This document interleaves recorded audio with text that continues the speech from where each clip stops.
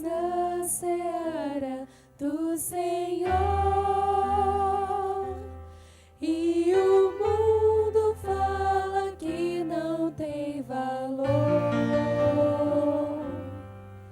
mas Deus não se esquece, e quando nos chamar, nos dará riqueza eterna e um lugar de honra em seu lar.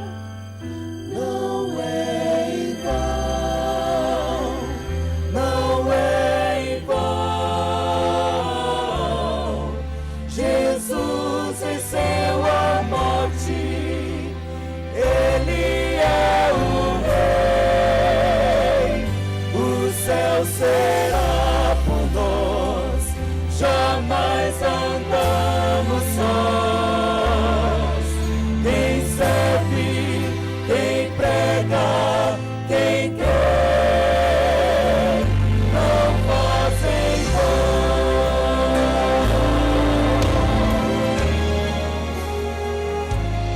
No serviço Deus está a observar sofrimentos e os fardos, o chorar. Mas não te desanimes, Ele sempre um plano tem, tudo tem o seu motivo.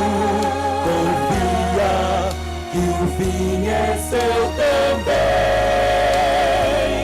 Não é em vão, não é em vão. Jesus venceu a morte, Ele é o Rei. O céu será por nós, jamais andamos sós. Quem serve, quem prega, quem quer, não faz em vão, não é em vão. Jesus venceu a morte, Cristo é o Rei. O céu será por nós, jamais andamos sós. Quem serve, quem prega, quem quer, não faz em vão. Não é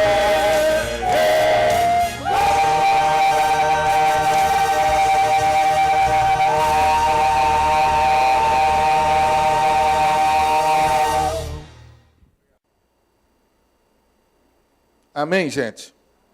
Então tá, você já abriu a Bíblia, me acompanha, por favor. Segundo livro dos Reis, 18.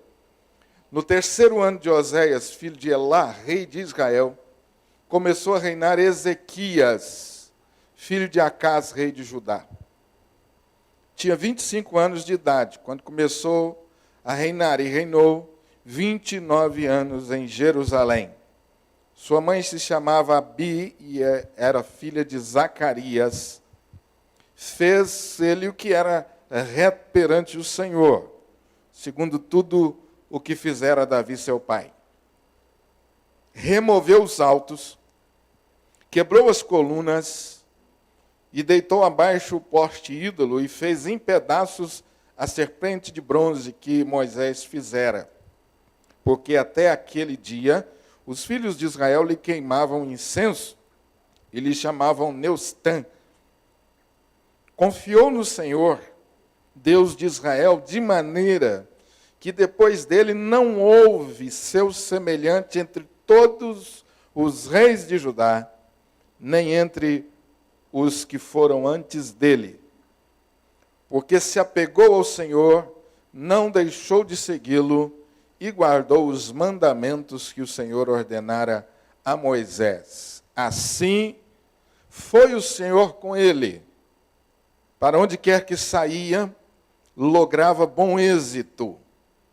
Rebelou-se contra o rei da Síria e não o serviu.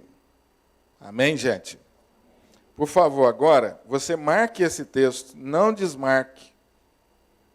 Coloque a fitinha, coloque o boletim, dá um jeito de marcar, e você vai lá para 2 Crônicas, capítulo 29.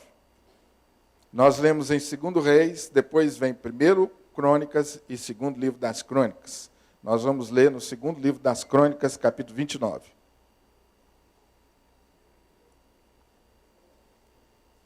Vocês me desculpem ficar repetindo, mas eu ministro a palavra aí de manhã para os irmãos que estão chegando para a igreja, e eles, assim, algumas vezes, muito timidamente, eles falam assim: pastor, o senhor já está terminando de ler o texto, nós estamos procurando ainda. Então, eu prometi, e gosto de fazer sempre isso, que vou esperar, porque se é uma coisa importante que aconteça aqui esta noite, é você abrir a sua Bíblia e ler a sua Bíblia. Isso é muito importante. Então, não deixe de fazer esse exercício aí, de procurar, de folhear, que você vai aprendendo. Então, vamos lá. 2º livro das Crônicas, capítulo 29.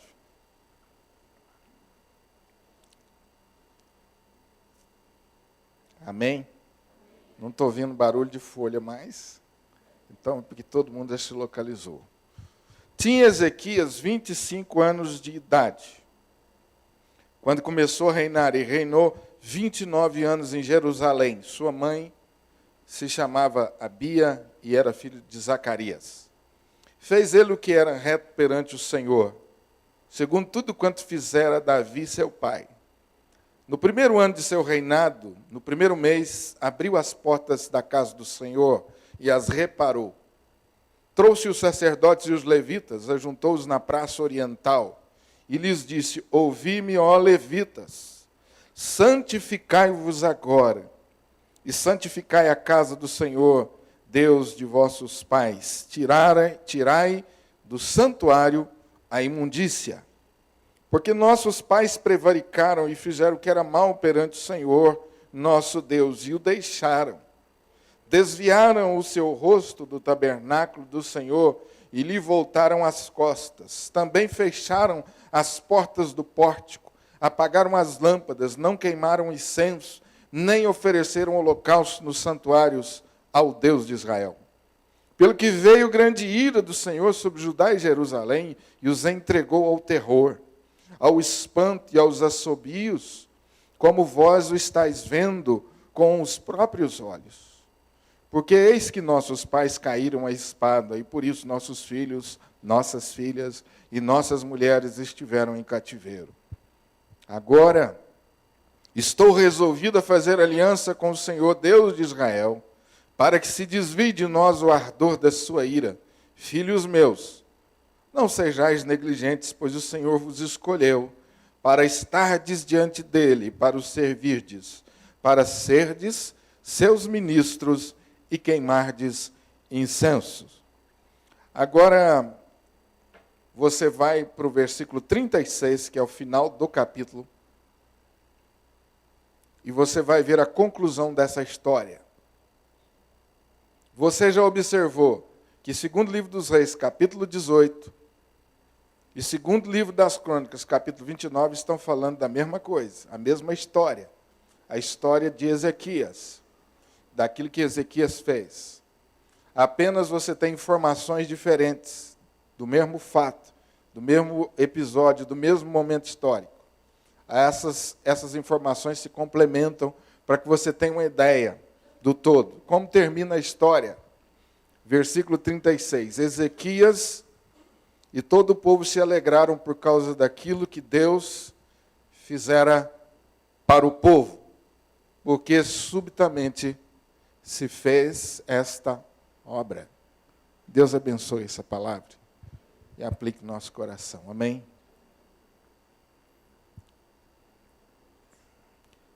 Dia 31 de outubro de 1517. É uma data histórica. e uma das datas de maior significado para a nossa igreja, a igreja evangélica, a igreja de herança reformada. 31 de outubro de 1517. Você sabe o que aconteceu há tanto tempo atrás e que é tão importante para nós hoje, que merece ser lembrado? 31 de outubro de 1517. É a data histórica que marca o início da Reforma Protestante. Essa data, ou nessa data, Martim Lutero afixou na porta da igreja de Wittenberg as 95 teses. O ano passado eu fiz isso. Eu coloquei as 95 teses no mural, porque a gente fala tanto dessas 95 teses, eu falar e não sabe do conteúdo. Esse ano eu não fiz isso. Mas eu creio que nós temos à disposição aí na igreja. Se alguém quiser conhecer essas 95 teses, foram pontos em que Lutero discordava da maneira que a igreja estava vivendo, da maneira que a igreja estava sendo conduzida. 95 pontos. E, a partir desse momento, o movimento reforma, chamado Reforma Protestante, começou a ganhar cada vez mais espaço, chamar atenção. E você tem na Reforma Protestante o maior movimento na igreja cristã depois do Pentecoste. Um movimento espiritual de alcance social e de alcance político. A reforma não é um evento que aconteceu isolado dentro da igreja, não. Teve alcance em todos os aspectos, em todas as áreas da sociedade daquele tempo. O que foi a reforma essencialmente? Essencialmente, a reforma foi o retorno à Bíblia Sagrada. Essencialmente, a reforma foi a igreja retornando à prática da palavra de Deus, a leitura e a prática da palavra de Deus em todas as suas instâncias. A igreja, nesse tempo, havia abandonado as Escrituras. A igreja havia deixado de ler e de praticar a Bíblia Sagrada. E a pregação da palavra foi substituída por tantos outros tipos de ensino. E, com isso, abriu-se a oportunidade de ser introduzido na igreja práticas muito estranhas. E Deus estava trabalhando, a princípio, silenciosamente, levantando homens e mulheres, fazendo com que essas pessoas retornassem ao estudo da palavra.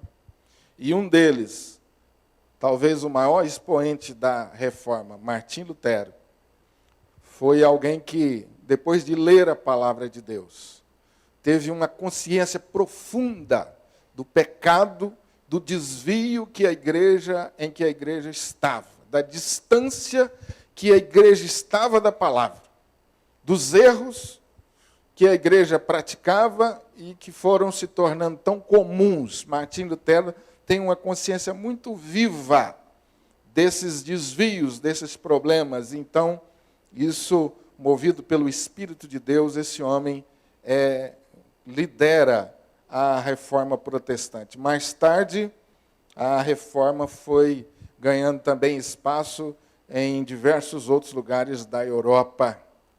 E hoje, eu e você, nós temos uma igreja zelosa quanto à prática da Bíblia Sagrada, em todos os seus instâncias, e nós devemos muito isso à reforma protestante. Aqueles homens, mulheres, alguns, a história nem tem o nome, mas que deram as suas vidas para que hoje nós tivéssemos uma igreja mais pura, uma igreja mais zelosa quanto à prática das Escrituras Sagradas. a Reforma Protestante faz aniversário, ou fez aniversário, dia 31 de outubro. Seja grato a Deus por causa desses homens e mulheres que deram a sua vida por causa do zelo para com a palavra de Deus. No final do nosso culto, terminando a ceia, nós vamos cantar o Castelo Forte, que é chamada Marselhesa da Reforma, o hino ou a música mais importante, talvez, da Reforma Protestante, composta por Lutero. Quantos conhecem o Castelo Forte? A igreja conhece, amém. Então nós vamos cantar no final do culto, agradecendo a Deus pela vida desses homens e dessas mulheres que nos abençoaram tanto. Algumas vezes, Deus trabalha de modo especial, promovendo reformas mais profundas. Presta atenção nisso que eu estou falando. Algumas vezes, Deus trabalha na minha vida, na sua vida, na nossa vida e na vida de uma igreja, na vida de uma cidade, na vida de um país. Algumas vezes Deus trabalha promovendo reformas mais profundas. A verdade maior sobre esse assunto é que Deus incansavelmente trabalha, age. Mesmo quando nós não nos apercebemos disso, não nos damos conta, não sabemos muito bem explicar o que é que está acontecendo, você pode ter certeza. Deus não descansa. Ele trabalha incansavelmente na minha vida, na sua vida, na vida da sua igreja. O trabalho de Deus, de forma geral, é formar em mim, formar em você, formar na sua igreja a imagem de Jesus, o seu Filho amado. Quando nós falamos no agir de Deus na nossa vida, querido, você pode ter a absoluta certeza de que isso é algo com o qual Deus está comprometido em fazer e está fazendo.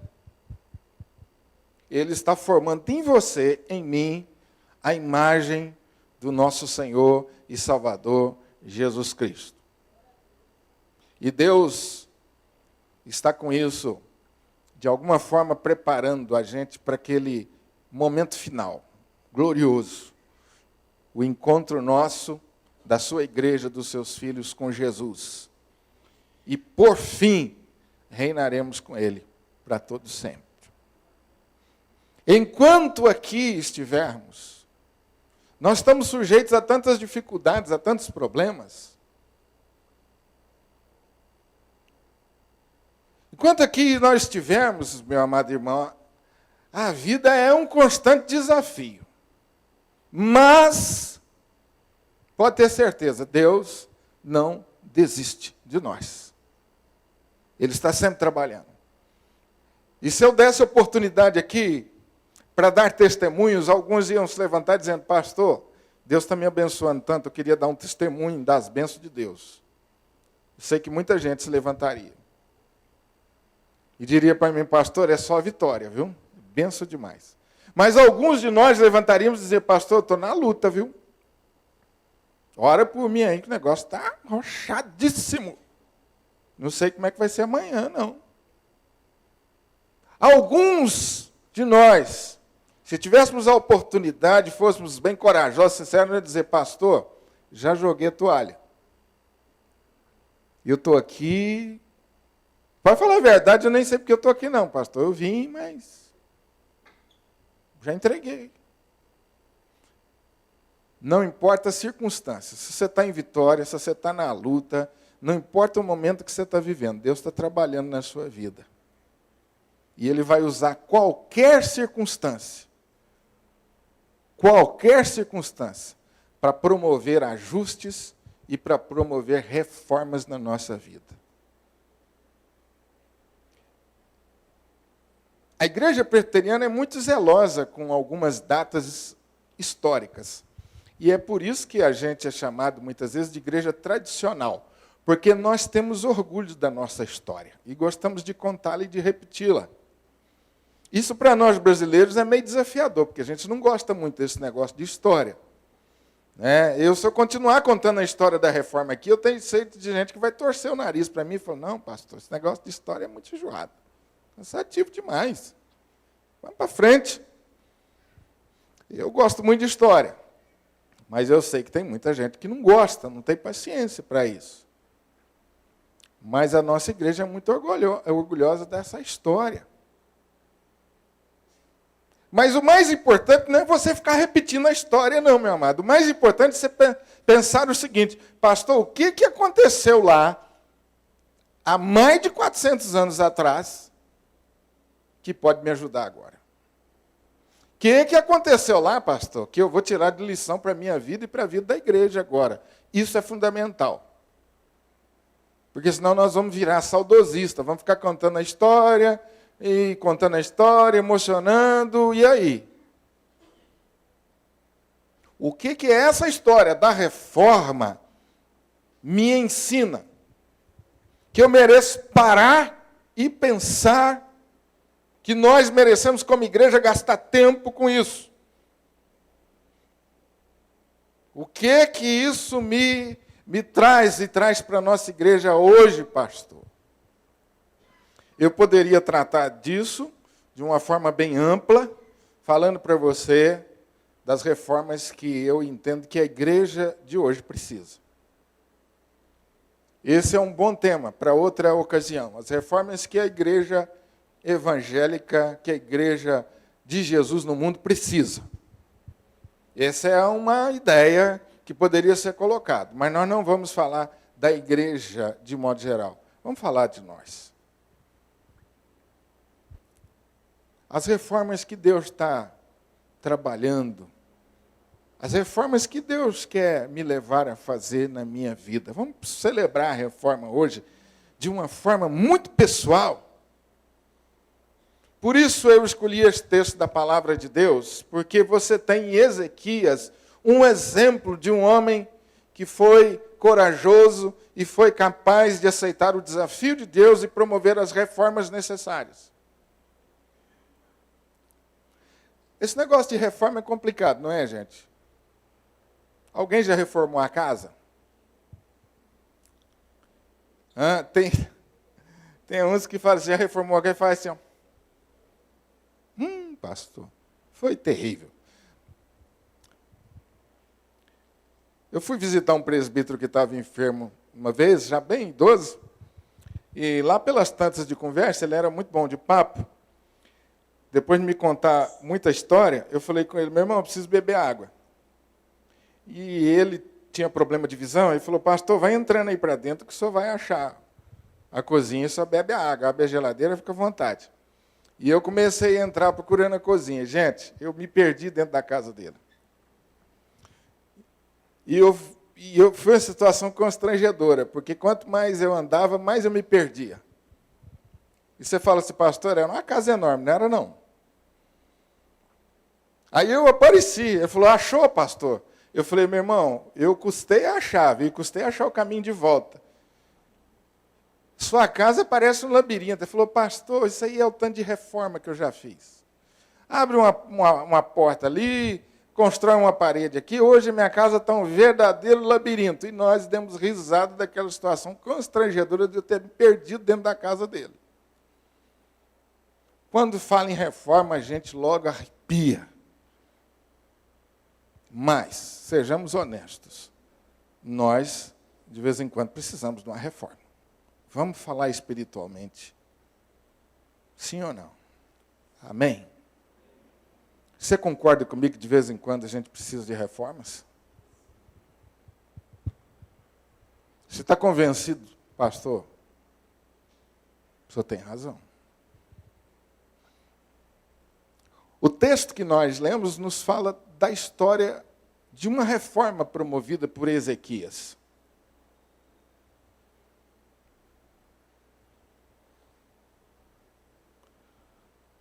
Por que Ezequias sentiu a necessidade de reforma? Se você voltar à leitura do texto, 2 Crônicas 29, versículo 6, eu quero te mostrar algumas coisas que justificaram a reforma. Olha na sua Bíblia. 2 Crônicas 29, 6. Primeira coisa que diz o texto. Leia para mim. Por quê? Porque nossos pais prevaricaram e... Gente, vocês não estão lendo, vocês não estão entendendo. Vamos lá. Por quê, em primeiro lugar?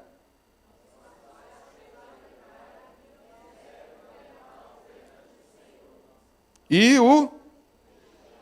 Por que que Ezequias percebeu a necessidade de reforma? Porque nossos pais erraram, desviaram-se do Senhor e o deixaram. O versículo continua dizendo, porque também desviaram o rosto do tabernáculo do Senhor e lhes voltaram as costas. Desviar o rosto do tabernáculo e voltar as costas significa rejeitaram voluntariamente, conscientemente a Deus. O tabernáculo era o lugar por excelência da manifestação de Deus. Então, quando o israelita virava as costas, ele estava dizendo o quê? Eu não quero saber de Deus. Eu não quero ouvir a Deus. Eu não quero comunhão com Deus. Versículo 7. Por que que Ezequias achou necessário reforma? Fecharam as portas do pórtico, apagaram as lâmpadas. O que que significa apagar as lâmpadas? Lâmpada acesa no Velho Testamento significa bom testemunho. Por isso Jesus disse que nós somos a sal da terra e luz do mundo. Não havia testemunho. O que mais? Não queimaram incenso. O que significa não queimar o incenso? Incenso significa louvor. Não queimavam incenso. Não havia louvor. Não havia gratidão a Deus, espírito de gratidão. Não havia espírito de contentamento. Havia murmuração, reclamação por causa das coisas. Ninguém achava motivo para celebrar a Deus. O que mais? Versículo 7. Nem... O que significa isso? Não oferecer holocaustos ao Senhor. Hoje, no nosso culto, o Alisson, evangelista Alisson, nos dirigiu no momento de confissão de pecados. E o reverendo João fez essa oração. Você percebeu o tom do momento do culto? Foi todo conduzido com o propósito de me dar a oportunidade de confessar os meus pecados a Deus. E daqui a pouco, na ceia, nós vamos repetir esse momento. Quando não se oferecia holocausto, significa que as pessoas não se arrependiam dos seus pecados. Não confessavam os seus pecados a Deus. Eles permaneciam no erro, permaneciam no pecado, e isso se tornou tão constante que a consciência deles foi cauterizada. Então, eles já não tinham mais noção do que era pecado, do que não era pecado, do que agradava a Deus, do que desagradava a Deus. Eles perderam o temor a Deus. Quando eu não levo, ou quando eu não pratico diariamente a confissão de pecados, é porque eu estou perdendo o temor a Deus. Quando eu faço aquele tipo de oração, assim, Senhor, perdoa a multidão dos meus pecados, em nome de Jesus, amém. Você está perdendo temor a Deus. Como assim, pastor? Mas eu estou orando, Em primeiro lugar, se você tem multidão de pecados, o negócio está complicado. Em segundo lugar, não é assim que a gente faz confissão de pecados. A gente tem que chamá-los pelo nome.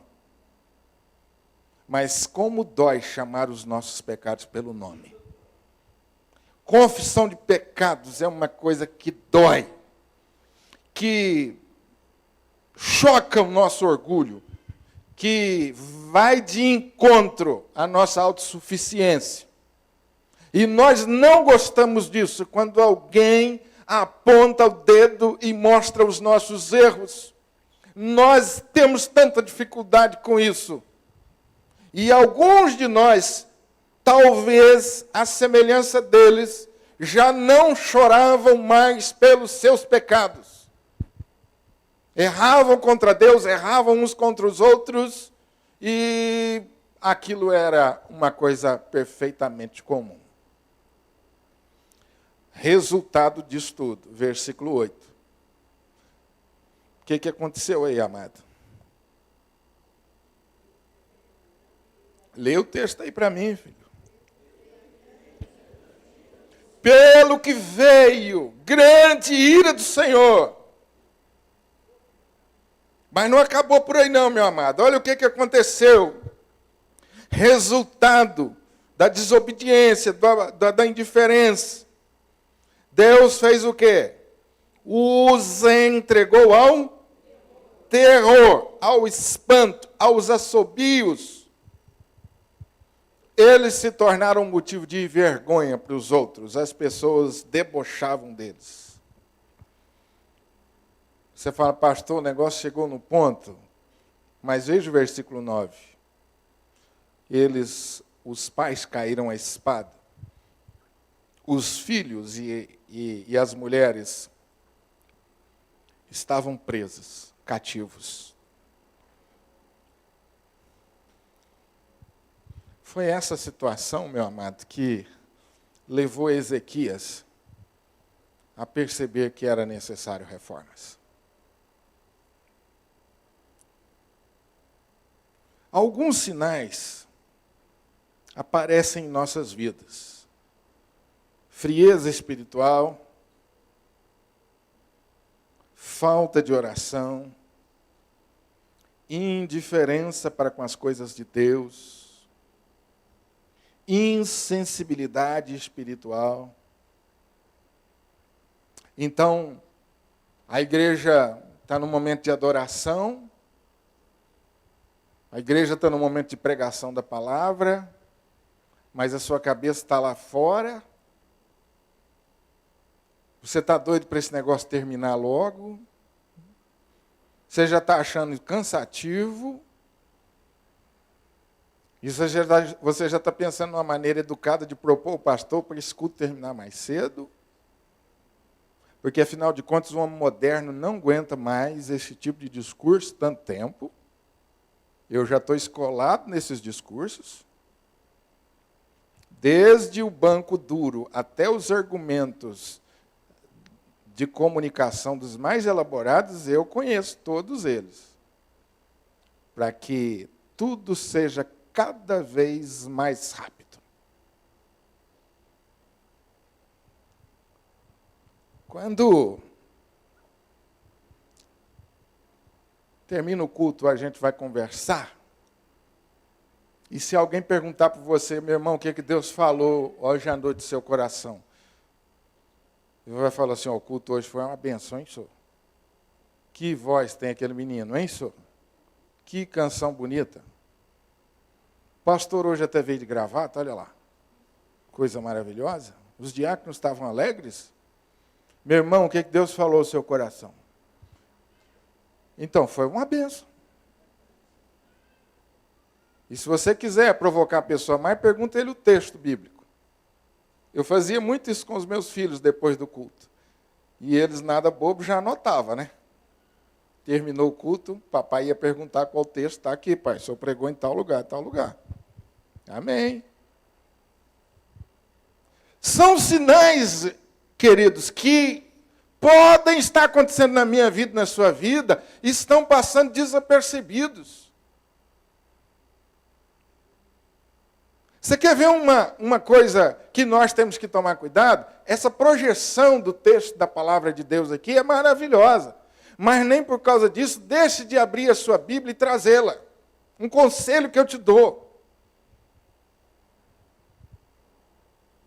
Porque se você tiver dificuldade de manusear a palavra, a Bíblia, você terá argumentos que vão justificar para você mesmo o fato de que você não lê mais a Bíblia porque você não está entendendo nada. E quanto mais você manusear a Bíblia, abrir, pegar uma caneta, marcar o texto e dizer assim, ó, Deus falou comigo, escreve aqui no cantinho. Ah, o pastor explicou o que é isso, escreve aqui no cantinho. Quanto mais você se aplicar a esse tipo de atividade, durante um sermão, durante a escola dominical, durante um culto, mais, querido, você estará livre de tornar-se alguém indiferente à palavra de Deus. Mas perceba como essas coisas são lentas, o processo é lento, não acontece de uma vez por outra.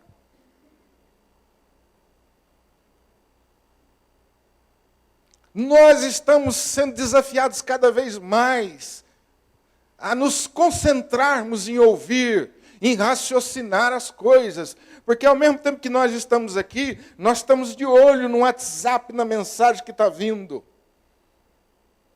Nós já estamos de olho no celular, nós já estamos de olho em outras coisas que estão ao nosso redor. E a todo tempo, meu querido, a nossa atenção é solicitada. E se você não tiver muito foco, você perde.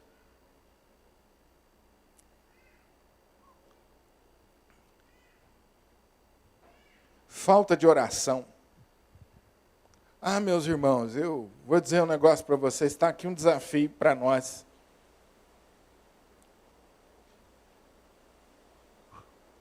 Para que ligar esse ventilador? Alguém está com muito calor assim? Fez barulho demais, desliga esse negócio, está atrapalhando. Isso é ventilador ou chuva? Não, tem ventilador ligado ali, ó. Então deixa o troço ligado, quem mandou desligar? O pastor está por fora, hein? Então preste atenção, porque todo mundo olhou para o ventilador, eu falei assim, tem alguma coisa acontecendo. Eu estou falando, presta atenção no que eu estou falando, não perde não. Deixa o ventilador ligado, passa calor. Nós passamos calor na fila do banco, fica quieto. Presta atenção na palavra, isso é que eu quero que você não perca. Nós vamos resgatar essa disciplina. Ô meu filho, vai no banheiro antes de começar o culto, meu amado. Leva os meninos no banheiro.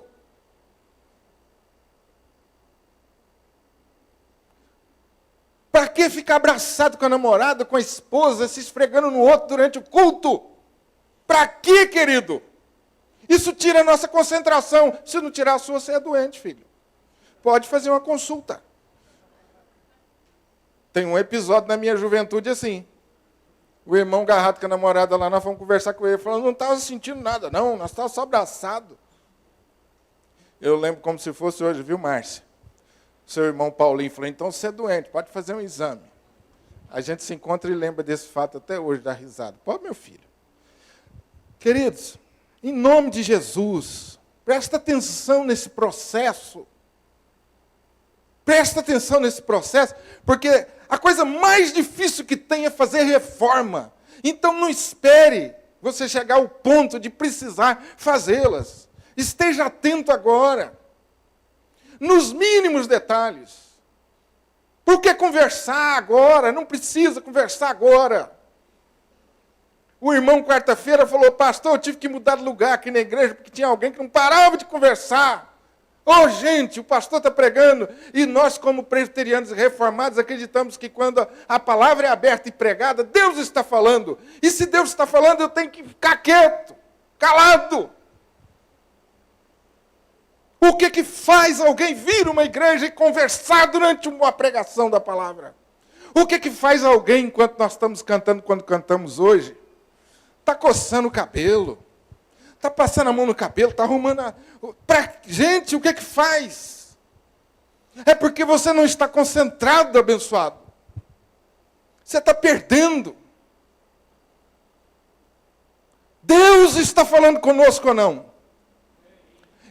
Isso, gente, é a coisa que a reforma mais nos ensinou, que a pregação da palavra é Deus falando conosco. Então, abra a palavra, escuta cada palavra, anota e reflita. Eu não quero apelar a você simplesmente para emoção, mas você viu o que diz o texto? Nossos pais morreram, nossos filhos foram levados cativos e nós viramos vergonha dos outros. Uma pergunta para você: você acha que nós, no século 21, podemos chegar a esse ponto? Quem acha? Você acha que um crente pode ver seus filhos escravo de drogas, de prostituição, de vícios? Você acha que um crente pode se tornar motivo de vergonha para os outros? Ah, meu amado, é claro que pode. Todas essas questões aqui, elas estão em pautas, elas são atualíssimas para nós. A minha pergunta para você agora: precisamos de uma reforma ou não? Precisamos, pelo menos, estar mais atentos e cuidadosos com a nossa vida espiritual como igreja. Jesus nos alertou sobre isso quando ele disse: o sal não salgar, para que ele serve? Para mais nada, senão para ser e jogado fora. Jesus falou isso para a sua igreja. Portanto, se eu não estou sendo luz, não estou sendo sal, não tenho uma vida de evangelização, não tenho uma vida de oração, de busca, eu posso entrar, querido, nesse pacote aqui. E amanhã ou depois, eu vou sofrer seriamente as consequências disso. Porque a Bíblia diz que a ira de Deus veio sobre a vida da sua igreja e do seu povo naquele tempo. Mas graças a Deus pela vida de Ezequias.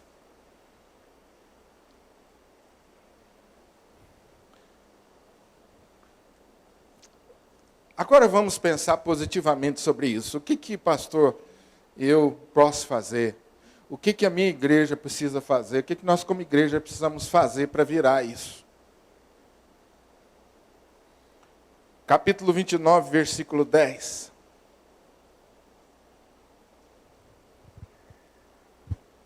Capítulo 29, versículo 10. O que nós precisamos fazer para virar a mesa? Agora estou... Primeiramente, precisa haver uma decisão da minha parte. Precisa haver uma decisão da minha parte. Precisa haver um novo comprometimento da minha parte. Ezequias levantou e falou assim: ó, agora eu estou resolvido. A decisão é minha. Eu tomei uma decisão. Eu resolvi romper com esse estilo de vida. Isso significa decisão. Eu estou disposto a fazer uma cisão, a romper com essa vida que eu tenho levado até agora, que meu povo está levando, e a partir de agora eu quero renovar o meu compromisso com Deus. Hoje nós celebramos a aliança que Deus fez conosco, tendo como nosso representante a Jesus. Hoje é um momento oportuno para você renovar a sua aliança com Deus. Momento oportuno demais. Esse, Jesus disse, é o cálice da nova aliança feita no meu sangue. E porque você está em aliança com Jesus, ou com Deus por meio de Jesus, você pode se levantar e, como Ezequias, e dizer o seguinte: a partir de hoje, pastor, as coisas vão mudar. É porque você está em Cristo. Porque eu estou em Cristo que nós podemos tomar decisões assim. Essa é a diferença nossa, meu amado irmão. Essa é a diferença. Potencialmente, se estamos em Cristo e nós podemos virar o jogo, nós podemos começar uma nova história. Alguns de nós estamos nos esfriando lentamente. Oramos menos, lemos menos a palavra. Já não temos muito temor a Deus, tratamos os pecados como uma coisa sem muita importância e estamos deixando a coisa rolar. Opa! Para um pouquinho e pense. Você pode mudar essa situação. Segunda coisa.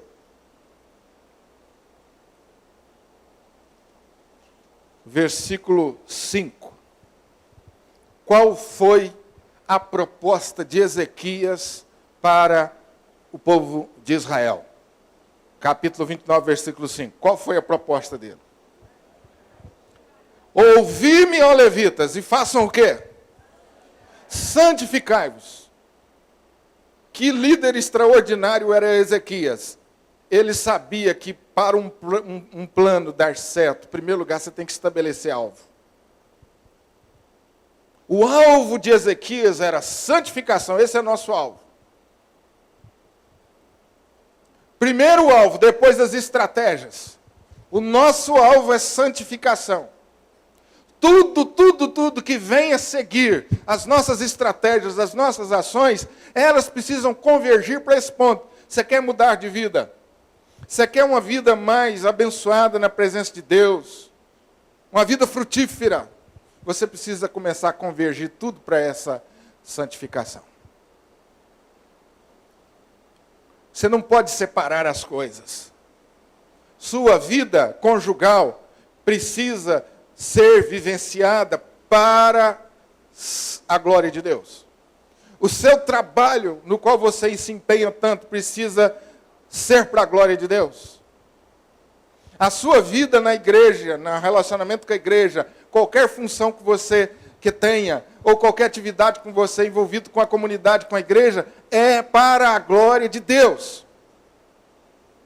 Até os filhos que você está planejando ter, é para a glória de Deus. O dinheiro que você está querendo ganhar, é para a glória de Deus. Isso é santificação, meu amado. Santificação não é você ficar dentro de uma igreja de porta trancada, ou de portas trancadas dentro do seu quarto. Tem muita gente que acha que santificação é quebrar o computador, vender o computador. Não é só isso, não. Isso é apenas um detalhe. Se não passar a tornar-se alvo da sua vida, viver para a glória de Deus, você estará completamente perdido. E quando a gente não tem alvo, qualquer lugar que a gente chega está bom. Então vai chegar o final do ano e você vai falar assim, não, minha vida está uma benção. Está nada. Mas você não fez alvo. Então qualquer coisa que você conquistar está muito bom. Você não tem alvo. Se você quiser fazer mudanças, mesmo estabeleça alvo e coloque na presença de Deus. Senhor, eu quero santificar minha vida para valer. Eu quero parar de ficar brincando desse negócio de ser crente. E mostrar para as pessoas uma santidade final de semana que não corresponde a nada da minha vida durante a semana. Eu quero parar com essa vida dupla.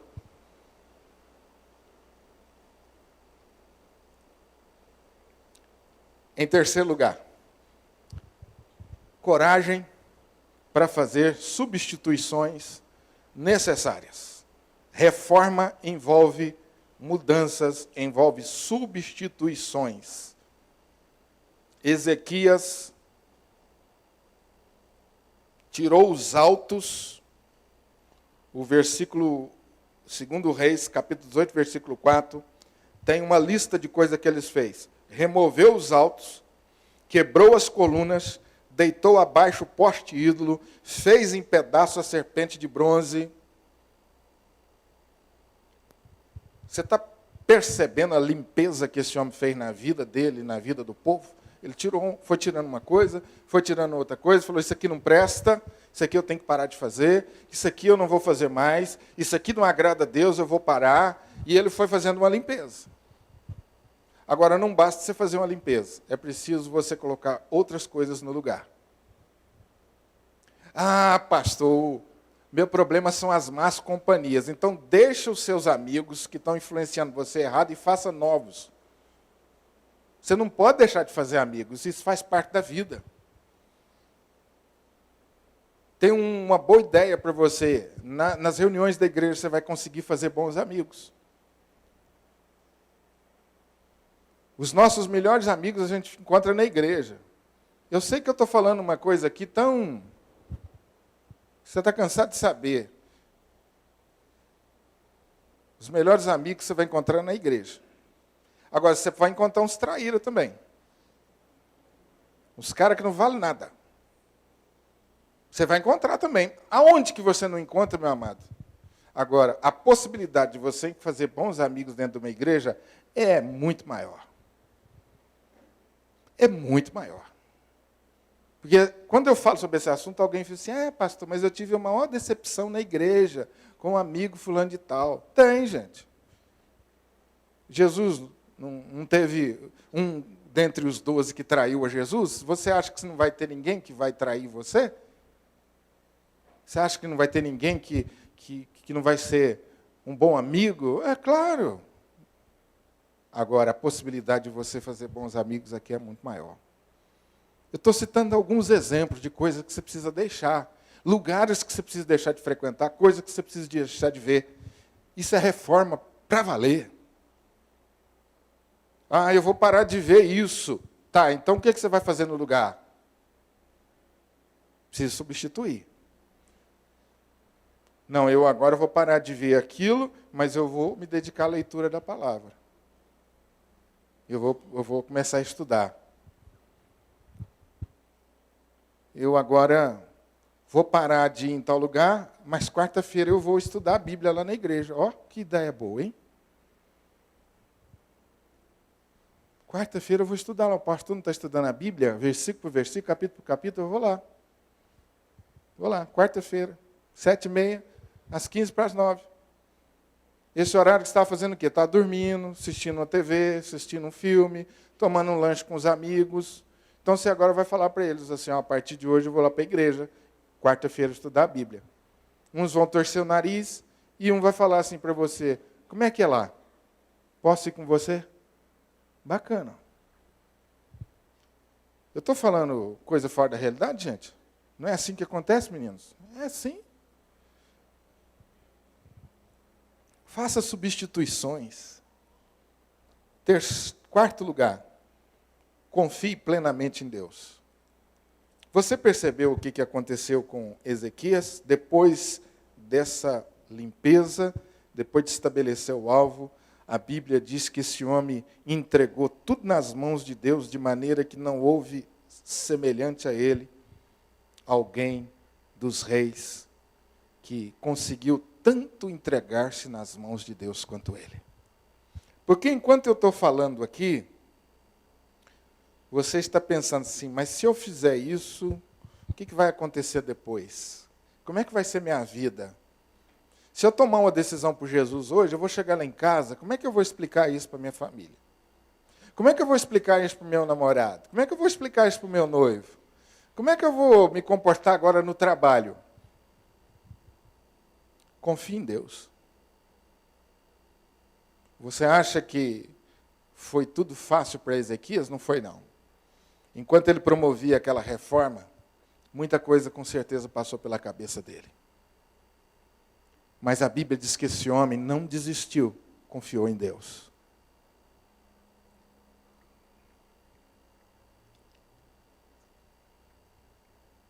Qual foi o resultado final disso, meu irmão? A Bíblia, aí no capítulo 18 de 2 Reis, diz que, por onde quer que ele ia, ele lograva bom êxito.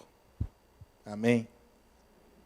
Por onde quer que ele ia, ele obtinha sucesso.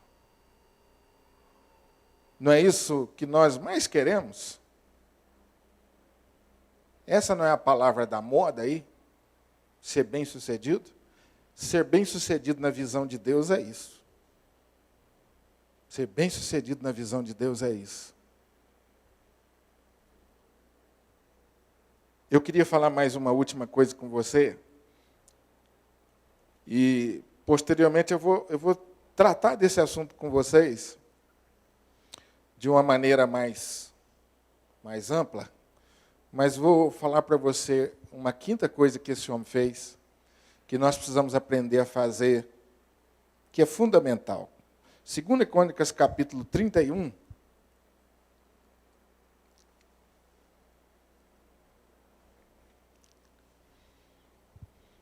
Parte dessa história.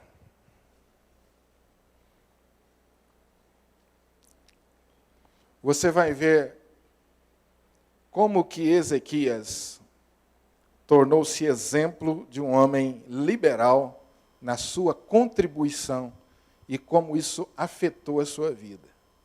O versículo de número 3, capítulo 31, diz que o rei fazia contribuição da sua própria fazenda. Ele tirava dos seus bens, da sua própria fazenda, ele contribuía para a restauração do culto no povo de Israel.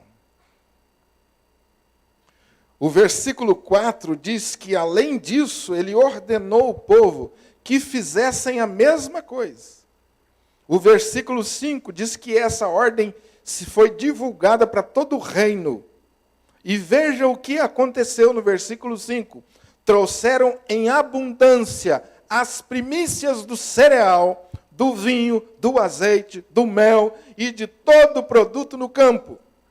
Também os dízimos de tudo trouxeram em abundância. Versículo 6. Os filhos de Israel e de Judá, que habitavam nas cidades de Judá, também trouxeram dízimos das vacas, das ovelhas, dízimo das coisas que foram consagradas ao Senhor, seu Deus, e fizeram montões e montões.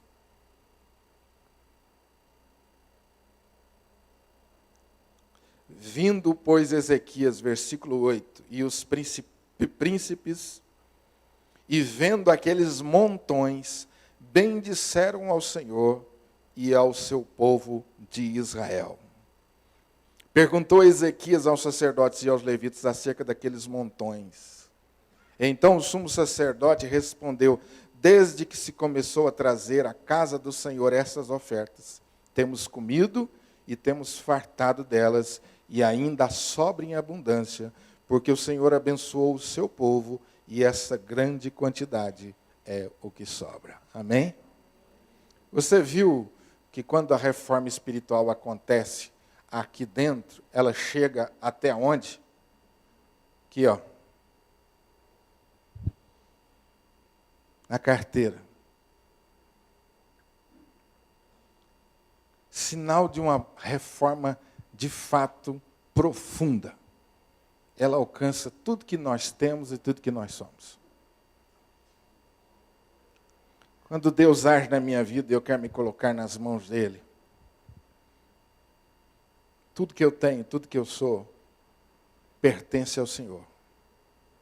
O que aconteceu ali? Ezequias deu o exemplo, e em seguida aquilo foi efeito dominó, a liderança e o povo. É maravilhoso o texto quando diz que Deus abençoou aquele povo de uma forma tão extraordinária que ainda sobrava. Todas as vezes, meu amado irmão, que você trouxer o seu dízimo e a sua oferta, você estará, na verdade, você não estará, na verdade, melhor dizendo, trazendo dinheiro. Você estará dizendo sim ao senhorio de Deus na sua vida. Você estará dizendo sim, eu confio em Deus. Deus providenciará e suprirá cada uma das minhas necessidades. Sim, os meus bens pertencem a Deus. Sim, os meus bens não possuem o meu coração. Eu sou servo de Deus. Os meus bens, portanto, são servos de Deus. Porque muitas vezes nós somos servos dos nossos bens. Os bens possuem o nosso coração. Dizimar é você dizer o seguinte: meu coração pertence a Deus, eu confio nele. Reforma.